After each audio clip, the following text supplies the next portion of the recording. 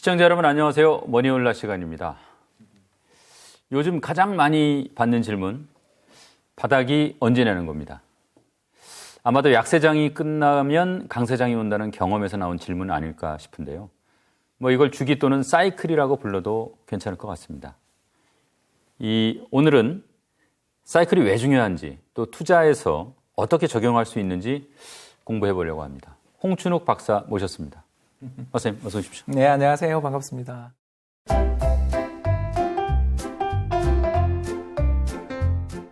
오늘 공부하는 날이니까 호칭은 박사님이라고 하겠습니다. 다 좋습니다. 사실 저도 이제 프로그램 진행하다 보니까 이 사이클에 대해서 굉장히 관심이 많았는데 맞습니다. 최근에 정말 좋은 교재가 있더라고요. 마침 또 박사님께서 번역 감수를 하셨어요. 이 하워드 막스의 투자와 마켓 사이클의 법칙. 어찌 하다가 또 감수를 하시게 됐습니까? 이분이 쓴 전작이 워낙 유명한 책이 하나 있었는데 그 책이 투자에 대한 생각이라는 그런 책이었는데요. 원제는 The Most Important Thing이라고 해서 가장 투자에서 중요한 것, 이 정도로 번역한 책인데 이 책이 어떤 내용을 담고 있냐면 이분이 사업을 하면서 그 고객들이 있잖아요. 고객들한테 뉴스레터를, 메모를 수십 년 동안 보내신 거예요. 그래서 그 메모를 분류해서, 그러니까 경기 상황이나 경제 상황에 따라 분류해서 모은 짤막한 잠원서 같은 책인데, 그 책을 제가 이제 국민연금에서 기금운용본부에서 이제 일을 하고 있던 시절에 이분의 그 영문으로 된 책을 봤는데 너무 저희들 그때 상황에 일치되어 있는 기분을 느꼈어요. 그래서 인생책이다. 예, 그런 걸 느껴서 그때 이제 연금 다니던 시절에 함께 직장에 있던 친구들하고 돌려서 봤던 그 영문 원고가 이제 우리나라에 번역돼 나오는 걸 보고서 그냥 우리가 번역할 걸 그런 고민들을 하고 그랬었는데 이분 책이 그 뒤에 한 6, 7년 지나서 나왔죠. 그래서 최근에 나왔습니다. 그래서 그때 나올길래 출판사에서 저한테 원고를 보내주면서 감수를 해달라 그래서 정말 막 그때 여름이었는데 엄청 고생했던 기억이 있습니다. 사실 하워드 막스는 워낙 유명한 투자자니까 다들 아시긴 하겠지만 이분이 이제 어떤 분이고 또 이분이 운영하시는 투자사 어떤 투자를 하시는지 좀 간단하게 소개 좀 해주십시오. 예, 2020년 기준으로 미국에서 한 300번째 부자 포브스지라고 있잖아요. 세계 500대 기업, 또 500대 부자 이런 거 할 때 랭킹 400등 안에 드시는 어마어마한 부자인데 이분이 돈을 어떻게 벌었냐 하면 오크트리 캐피탈 매니지먼트라는 회사를 차려서 이 회사의 이제 창업자이자 최고 경영자로 일을 하시면서 번 거죠. 이분의 지분 가치가 어마하게 높아졌던 거죠. 그래서 오크트리 캐피탈 매니지먼트가 운영하고 있는 자산의 규모가 얼마냐면 1640억 불. 우리 돈으로 한 250조 정도? 그러니까 부자가 될 수밖에 없죠. 간단히 말씀드리자면 부실채권 투자 혹은 부실자산 투자의 1인자라고 생각하시면 되겠습니다. 오늘 이제 책 내용하고 증시의 우리 이제 현실 왔다 갔다 하면서 진행을 하려고 하는데요. 사실 이 책 읽으면서 정말 잠언집을 읽는 느낌. 맞습니다. 정말 대가구나 이런 생각을 하면서 읽었는데 이 하워드 막스는 왜 이 사이클이 중요하고 공부를 해야 되고 또 그래서 책까지 쓴 겁니까? 일단 이분이 책 초반에 아주 뼈를 좀 때리는데요. 36페이지 정도 보시면, 그러니까 책은 다 읽으셔도 좋은데 정말 그 앞부분은 꼭 읽으시면 좋겠습니다. 이 책을 보면 그 보통 투자자와 평범한 투자자를 대비시키는데 여기서 저는 이거 책 감수해야 되겠다 이렇게 생각을 했습니다. 보통 투자자는 사이클의 중요성을 잘 이해를 못하고요. 더군다나 한 번의 사이클이 모든 것인 양 생각한다. 그러니까 자기가 최근에 겪었던 사이클이 다음에도 반복될 것처럼 그렇게 생각을 한다. 그리고 금융의 역사를 잘 몰라서 이게 반복되는지도 또 모른다. 그리고 또 이 패턴에 대해서 주목하기보다는 자꾸 지금 당장, 그래서 언제 지금 사면 돼 말아야 돼. 이런 이야기를 하게 된다라는 거고요. 그리고 마지막은 과거로부터 얻게 되는 어떤 교훈이나 이런 철학이 없다 보니까 그래서 지금 비슷한 일이 또 벌어진다고 생각된다면 어떤 우리가 행동을 해야 되느냐에 대한 어떤 가르침도 없고. 근데 비해서 사이클을 잘 알고 있는 오래된 투자자들은 금융의 역사도 알고 있고 이 사이클의 또 특성들도 잘 알다 보니까 사이클이 언제 올지는 도저히 이 사람도 자기도 예측 못한다. 그런데 다음에 이런 사이클이 오게 될 때 어떤 자산이 가장 좋을 것이며 우리는 어떤 식으로 미리 준비를 할 수 있어라는 말을 할 수 있다는 거죠. 그래서 미리 예측해서 투자를 한다. 이건 정말 힘든데 다음에 사이클이 올 거라는 건 다 알고 있다. 언제 올지를 모른다. 어떤 방식으로 올지는 모른다는 것뿐이지 네. 다음에 사이클이 온다라는 건 역사를 통해서 알 수 있으니 이 사이클의 어떤 특성, 사이클이 움직이고 있는 본성을 잘 이해한다면 덜껄매고면서 손실은 줄이면서 더 나은 성과를 거두지 않겠는가. 그런 이야기를 하는 거죠. 그래서 이 책은 일종의 이제 타이밍을 잡는 법은 아닌 것 같고 사이클에 잘 타는 법 정도가 이 책의 주제인 것 같습니다. 이 책을 보면은 이제 뭐 목차를 보면 아시겠지만은 뭐 경제, 이익, 투자자 심리, 위험에 대한 태도, 뭐 부실채권, 부동산 이게 등등 여러 이제 사이클을 이렇게 자세히 설명을 하고 있어요. 맞습니다. 이런 여러 사이클의 공통적인 성격, 본질이라고 할까요? 그건 뭐 어떤 걸로 보세요? 이 공통적인 이런 사이클 본질이라는 건 결국 가속도, 어느 쪽으로 에너지가 붙느냐에 대해서 이야기를 참 많이 하시는 것 같아요. 예. 그래서 사이클이 어떤 방향, 예를 들어서 이렇게 사이클이라는 게 뭐 별게 아니라 경기가 좋아졌다 나빠졌다가 다시 좋아지는 것. 예. 이게 이제 한 사이클이라고 부르는데, 그래서 바닥에서 다음 바닥까지 이런 게 이제 보통 한 사이클이라고 부르는데, 사이클이 어떤 한 극단. 얼마 전에 이제 작년 이맘때로 우리가 생각을 해보면 돈 복사된다. 그리고 지금 막 웃을 수밖에 없는데, 그때는 정말 종목이고 뭐고 고민할 필요가 뭐가 있냐. 이걸 사면 되지. 또 레버리지 상품들 혹시 기억나세요? 그 미국의 나스닥 100에 대해서 3배 레버리지 상품이라든가. DQQQ. 예, 그리고 또 엄청 샀죠. 예, 그것도 있고 또 세상에 지금 생각해보면 정말 끔찍한데 반도체 3배 레버리지를 우리는 사면서 그때 이제 그걸 주장하시는 분들이 뭐라고 이야기를 했냐면 에너지가 생기니까 이 사람들이 세를 형성하잖아요. 특히 여기 이제 인터넷 이야기도 나오는데 누가 그걸 사서 돈을 많이 벌었다더라라는 내러티브라고 하잖아요, 우리가. 네. 스토리텔링이 나오는 데다가 누가 직접 돈을 벌었다고 계좌 인증이 나오기 시작하면 사람들이 이제 점점 쏠려드는 거죠. 그래서 어느 한 방향으로 에너지가 너무 많이 집중된 나머지 더 이상 수용할 수 없을 만큼의 돈들이 몰리는 그런 시기들이 출현하면서 시장이 화려하게 움직이고 그 화려하게 움직이던 게 어느 순간인가 이제 에너지가 고갈되는 시점이 오면서 이제 어떤 한 방향으로 움직이던 에너지들이 고갈되면서 이제 반대 방향으로. 그래서 반대, 지금 지구의 중력 방향을 벗어나서 한참 올라가던 로켓이 어느 정도 힘을 다한 다음엔 다시 떨어지는 것처럼 이 그 중력 방향을, 중심 방향을 향해서 사이클이 다시 돌아오는 그런 것들을 하고 또 반대로 지구 멘틀까지 지표를 뚫고 지구 중심에 있는 멘탈까지 들어갈 정도로 강하게 내려갔던 지하실이 어디냐를 탐색하다가 보면 또 거기서 어마어마한 에너지를 받으면서 다시 또 성층권으로 올라가는 힘들을 받아나가는. 그러니까 심지어 저희들이 생각했을 땐 그래요. 중간 지점, 적정의 중간 지점이라는 것은 분명히 세상에 존재할 텐데 그건 굉장히 짧고 눈 깜짝할 사이. 눈 깜짝할 사이 지나가고 적정 가치의 레벨이라는 것은 그냥 잠시 시장의 균형 가격 이런 건 사실 저는 동의할 수 없고요. 저도 파이낸스, 금융 공부를 한 박사지만 시장에 존재하는 그 효율적 시장이라는 거에 대해서 저희는 거의 안 믿거든요. 왜 안 믿나 하면 이 에너지가 너무 한 방향으로 쏠려갈 때는 누구의 말도 들리지 않고 또 반대로 이 에너지가 고갈된 다음부터는 뒤에 가서 오늘 자세한 그런 이야기를 하겠지만 이 에너지가 그동안 아주 집중됐었던 데 따르는 피로감과 부작용들이 이제 일거에 노출되는 이런 모습들을 계속 보여준다라는 거죠. 그래서 지금 시장 사이클은 작년에 너무 심하게 붙었던 에너지들이 고갈되고 피로감을 느끼며 부작용이 지금은 더욱더 부각되는 이런 식으로 해서 시장의 에너지의 방향 또는 집중되는 방향 또는 열기 이런 부분들을 읽어내는 힘이 있어야 된다. 이 사이클을 그래프로 이제 그려보면 그렇죠. 이제 직관적으로 착 보여요. 우상향하는 직선을 중심으로 오르내리는 포물선 형태죠. 이 뭐 특성 좀 설명 좀 해주십시오. 일단 뭐 제일 먼저 시작하는 A는 어떻게 보면 경기가 이제 바닥을 찍고 막 돌아서는 시점. 그냥 재작년 6월 딱 비유를 해보자면 예. 2020년 6월 그러니까 3월에 락다운 우리 참 이제 요새는 잘 안 쓰는 용어지만 아무튼 어마어마하게 확산되고 있는 코로나19 바이러스 변이에 대해서 대응하기 위해서 사람들을 전부 다 집에다 나오지 마라, 재택해라. 그리고 밖에 나올 때는 전부 다 마스크 쓰게 하고. 경제가 되게 어려워지는 과정에서 이제 정말 사람들이 사회활동을 전혀 못하는 과정에서 큰 위기를 봉착하는구나 싶었을 때 중앙은행이 금리를 인하해주고 정부가 엄청 풀었죠. 예, 정부가 또 재난지원금, 그죠? 이 재난지원금들을 어마어마하게 돈을 풀어주면서부터 이제 경기가 바닥을 찍고 사람들이 이제 집에서 뭘 하기 시작했냐면 이때 A 레벨에서 이제 뭘 하냐면 인터넷으로 갑자기 뭔가를 사기 시작하죠.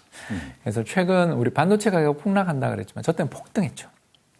엔비디아를 중심으로 한 그래픽 카드 가격이 얼마나 폭등했는지 상상을 못하던 그 시절입니다. 그래서 이제 경제 성장률, 연평균 경제 성장률이 한 2에서 3% 정도 올라가는데 갑자기 오르기 시작해서 2020년 하반기, 2021년 초에 달하면 미국의 명목 성장률이 12%, 13%까지 올라갑니다. 우리나라 경제 성장률도 22년 상반기 현재 지금 2.9%. 연평균 경제 성장률보다 크게 올라가게 되는 이제 B 시점이 도달하게 되고 이때가 이제 가장 행복하죠. 세상은 끝없이 좋아질 것처럼 보이고 여기서는 뭐 어디든 투자를 하면 되는 거지. 그리고 또 질문이 인터넷 게시판이나 이런 데서 나 지금 뭐 몇 년 적금 부은 게 이제 왔다. 당신은 행운하다. 지금 빨리 행동해라. 이런 조언들이 이제 나오기 시작하는 그런 시점이었던 것 같고 이제 C 레벨이 제 생각에는 작년 가을이 아니었나 이렇게 생각되는데 요 C 레벨이 됐을 때 모든 사람들이 행복해하는 가운데 투자에 참여하지 못했던 사람들마저 이제 시장에 뛰어드는. 그래서 금융시장의 참가자들끼리 저희들끼리 하는 이야기가 바로 뭐냐면 아기를 업은 아주머니가 객장에 증권시장 객장에 뛰어들면 나타나기 시작하면 그게 꼭지다라는 이야기를 하고 그 유명한 비유 구두닦기의 비유도 다 이거에 해당되는 거죠.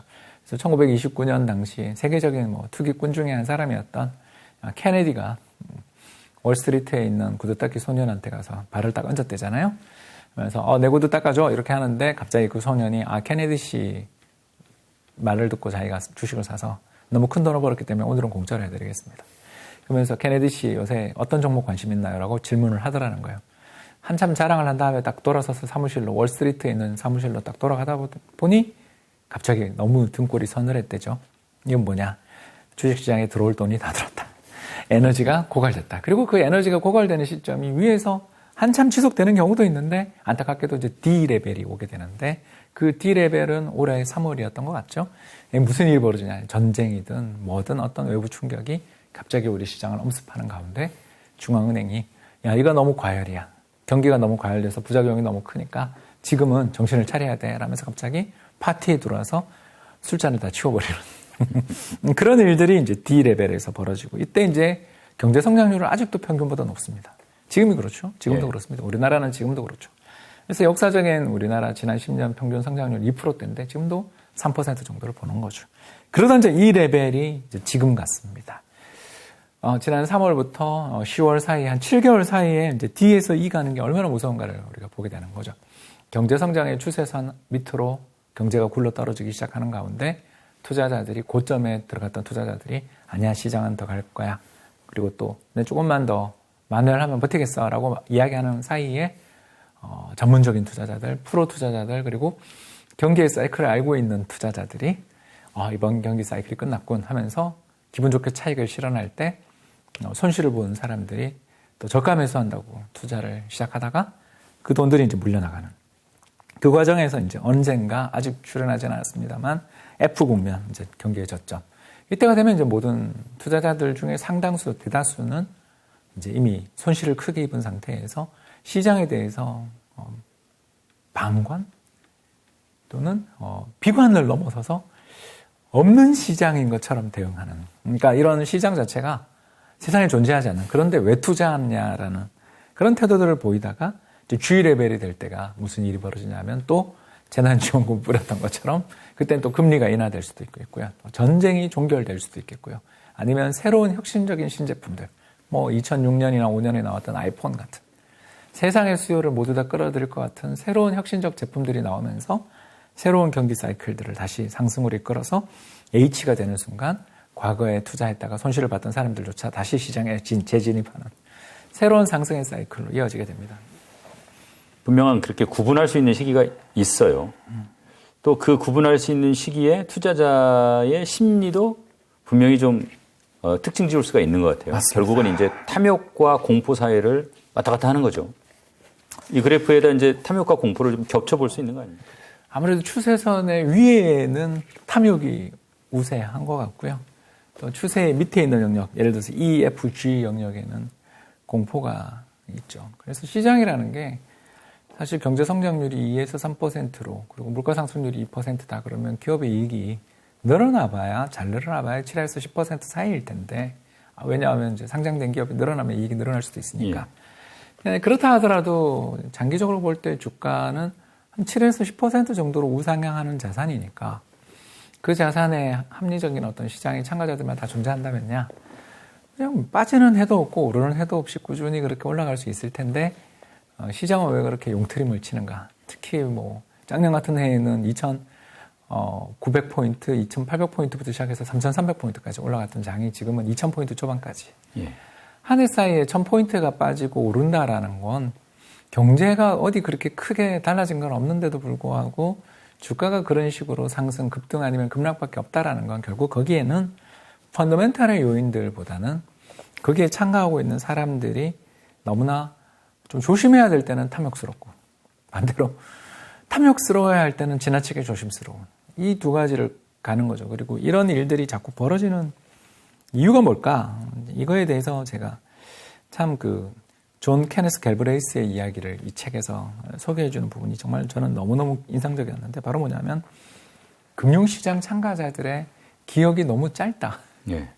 그러니까 직전 몇 개월, 길어봐야 1년 정도의 기억만 있지 그 이전에 있었던 시장에 참가해서 겪었던 일들에 대해서는 애써 잊어버리거나 또는 업데이트하지 않은 상태에서 기억을 업데이트하지 않은 상태에서 시장에 다시 뛰어든다라는 거죠. 그래서 시장에 대한 이 태도들이 앙드레 코스툴라니가 했던 그 유명한 격언인데 호황이 뭐냐?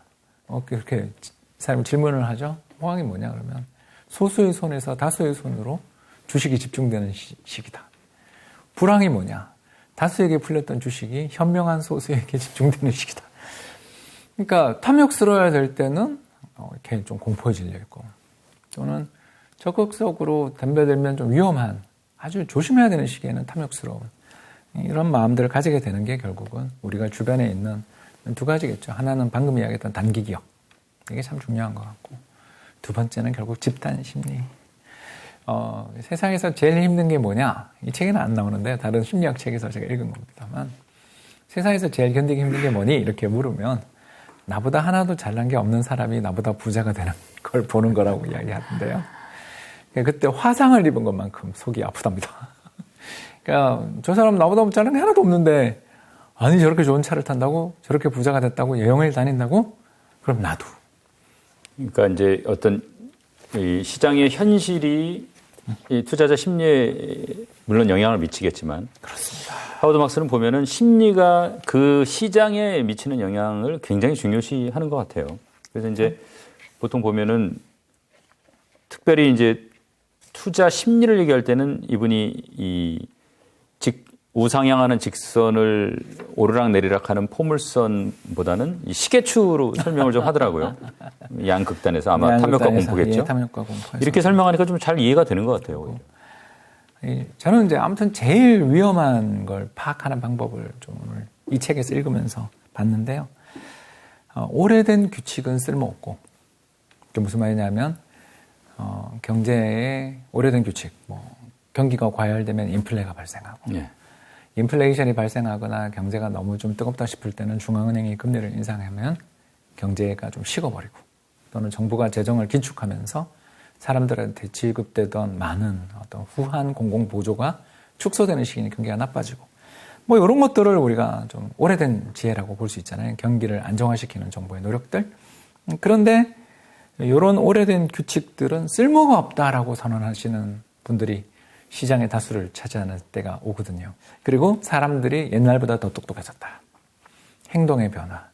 여기에 이제 제가 또 하나 더 무서운 이야기는 한 번 더 이야기를 하겠습니다. 미디어가, 우리도 포함되죠. 저도 유튜브 채널을 가지고 있고, 저도 머니올라 채널에 출연했습니다. 자, 읽어드리겠습니다. 경제가 어려워질 때마다 신속하게 경제를 부양하게 해줄 수 있는 중앙은행의 뛰어난 능력을 잊지 말아야 한다. 이런 이야기들이 꼭 시장에 나온다라는 거죠. 그래서 어떤 문제가 생기면 그분이 우리 모두를 해결해 줄 거야. 옛날에는 경제가 파국에 처하게 되고 그러면 이게 끝없이 나락으로 굴러떨어지게 되고 세상은 그냥 그 자리에서 무너지는 게 일반적이었는데 지금은 새로운 기술, 새로운 제도, 뛰어난 중앙은행 그런 환경들, 새로운 지정학이 출현해서 우리 모두를 구제해 줄 거기 때문에 걱정하지 않고 투자해도 돼. 나스닥이 한참 하늘을 찌를 때 연준이 있잖아 라는 말이 유행했었죠. 이제 이런 믿음이 이제 파월에 의해서 깨진 거 아닙니까? 파월 의장이 중앙은행 총재로서 그동안은 열심히 금리를 잘 인하해주는 마음씨 착한 아저씨처럼 보였지만 2022년 3월부터는 갑자기 파티장에 잔치상에 개입해서 술을 다 치우고 자 술 깨고 빨리 일하러 가자라고 이야기를 하는 갑자기 무서운 아저씨로 돌변하게 되는 이유가 뭘까? 사람들은 왜 그런 행동을 취하는가? 바로 인플레이션과 싸워왔던 연준의 그 과거의 역사들을 우리가 좀 너무 무시했기 때문에 갑자기 난입한 것처럼 비춰지는 거죠. 그래서 이번은 과거와 달라. This time is different라는 그 말이 나오는 시기들이 항상 심리적으로 볼 때 뭔가 위안감을 갖고 싶어하는 사람들의 입장에서 보면 야 이제 아직도 더 갈 거야. 아직도 이제는 초기에 불과하다. 이러는 과잉 확신을 주면서 시장을 이끌어냈던 거고 지금은 또 반대로 안 되죠. 현재와 같은 굴러떨어지는 이번에 특히 레고랜드 사태를 보면 저는 상당히 놀랐거든요. 왜냐하면 2천억이라는 사실 그렇게 큰 돈 아니거든요. 네. 우리나라 전체 경제 규모가 약 2천조 원 정도 되는 나라인데 2천조 원 정도 되는 나라에서 2천억 원이면 만분의 1이거든요. 만분의 1이죠. 만분의 1 정도밖에 안 되고 우리나라 국채 시장이 1,000조 원 정도 되는 그런 어마어마한 거대한 시장이 여기서 발생한 이 방아쇠에 이렇게 흔들리는 이유가 뭘까? 바로 그 전에 뭐냐면 돈들이 너무 경제가 성장하고 물가는 오르지 않고 지금 투자한 것들은 언제든지 보답을 받을 거라고 생각했던 easy come, easy go라는 퀸의 노래가 나오는 가사처럼 굉장히 돈을 쉽게 벌었던 돈이 쉽게 사라질 수 있다는 것에 대해서 잘 대비하지 못한 상태에서 경기의 하강을 겪다가 갑작스럽게 외부 충격을 받으면서 생각하지 못했던 곳에서 충격을 받으면서부터 연쇄적으로 굴러떨어지기 시작하는 흐름들이 채권 시장에서 나타나는 걸 우리가 볼 수 있는 거죠.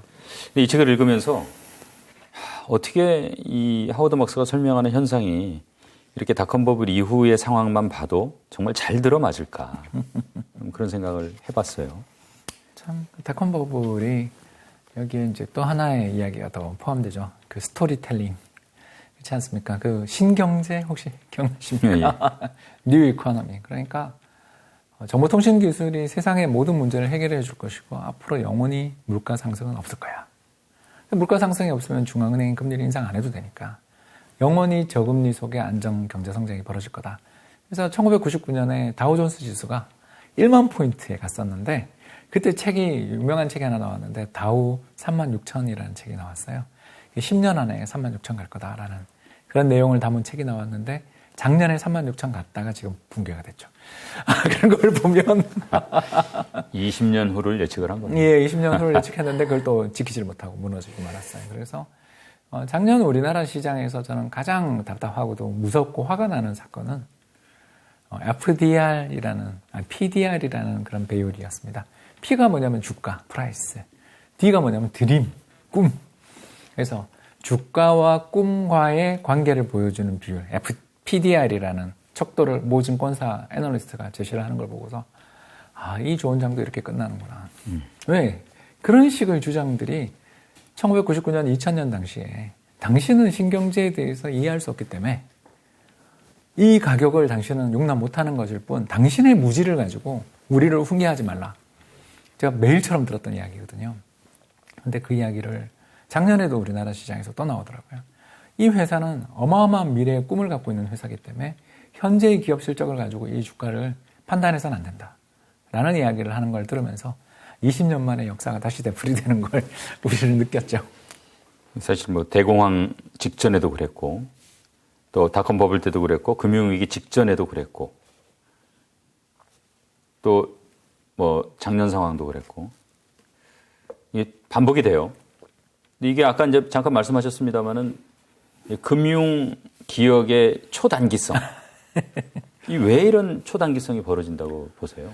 네, 첫 번째는 뭐냐면 투자를 꾸준하게 하잖아요. 우리나라도 그렇고 세계의 투자자들 대부분은 투자라는 것을 좀 어떻게 투자를 하냐면 이제 IMF에서 나온 재작년 보고서에서 나온 이야기인데요.